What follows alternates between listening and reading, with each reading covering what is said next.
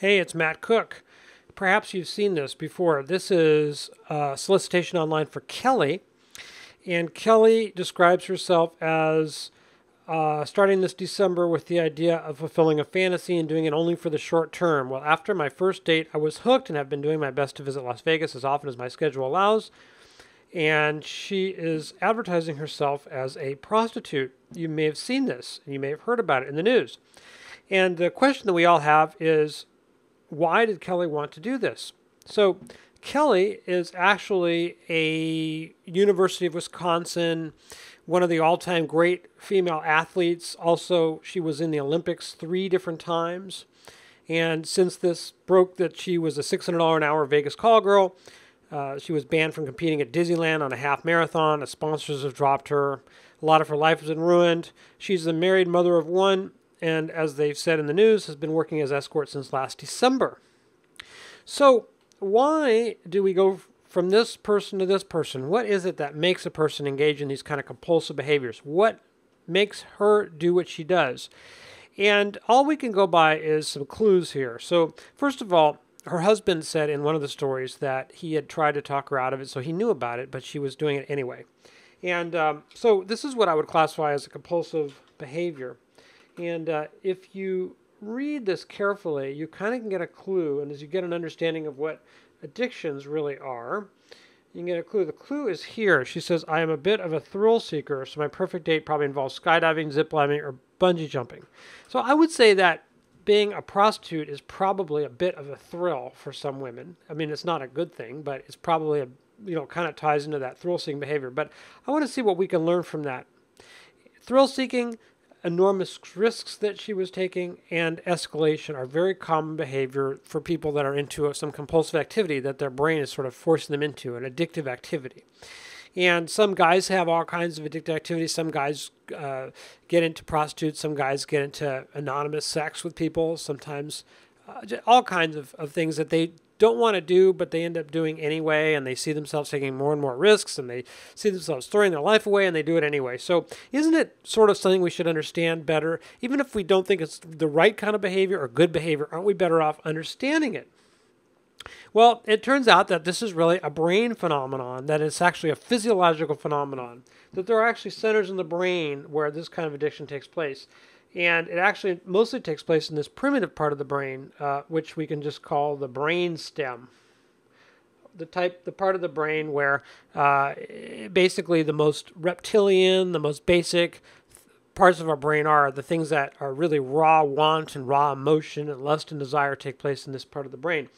And so when we have this addiction or this compulsion, we actually have an illness that is in our brain. It doesn't mean we can't do something about it, but it means we have to understand it's not in our mind. It's not something that can be overcome so easily with willpower. And I think an understanding that is important. So this is all related to a hormone called dopamine. So dopamine is very simply the hormone of want. And if you want something, there's dopamine involved. If you want a new smartphone, or if you want a Mercedes, or you want the woman that you see at the bar, or you want whatever you want, that's dopamine. And if we didn't have dopamine, we wouldn't actually be getting out of bed in the morning. We would be kind of like we'd die. Dopamine is a really good thing. And it's a good thing because it's part of the reward center of the brain.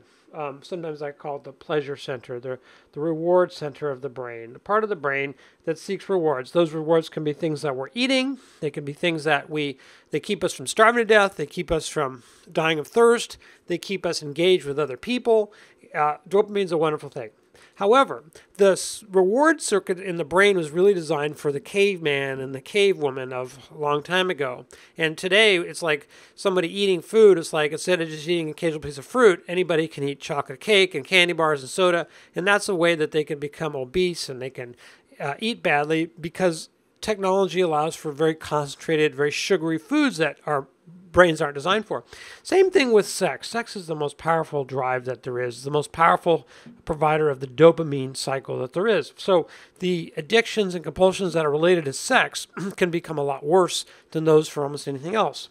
So What happens is somebody who is engaged in this sort of thrill-seeking behavior, they have very low dopamine, and they end up finding that there's some kind of thrill-seeking, some kind of behavior, some kind of compulsive behavior that, especially if it's forbidden, if their mind tells them that it's a bad thing, the worse it seems to them, the more attractive it can be because that's the greater thrill.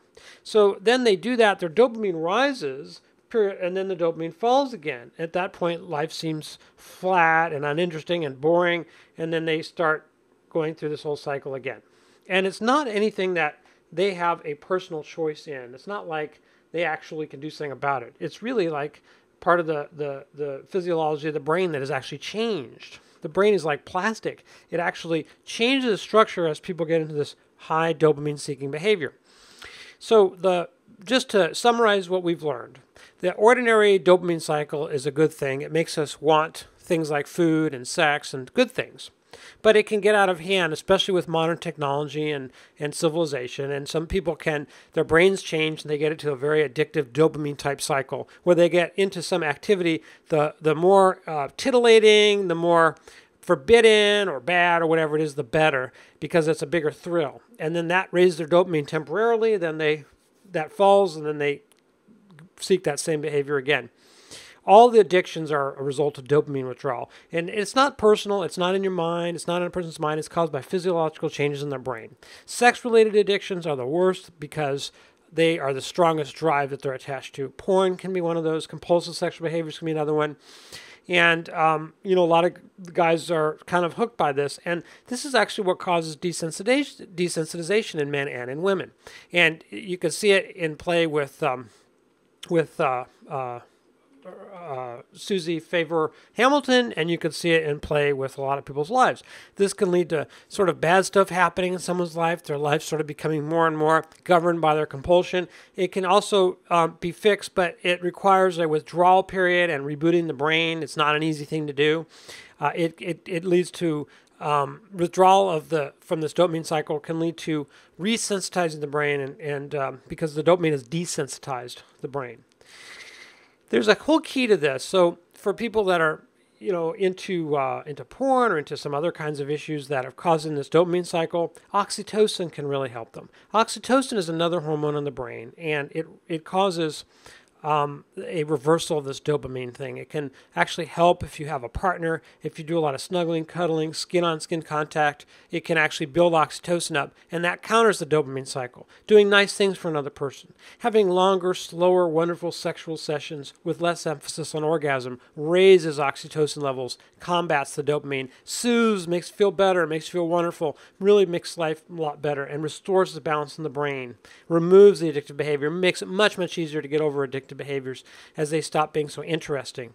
So this is Matt Cook. I'm glad to tell you a little bit about the dopamine cycle and how oxytocin raising behavior can really help.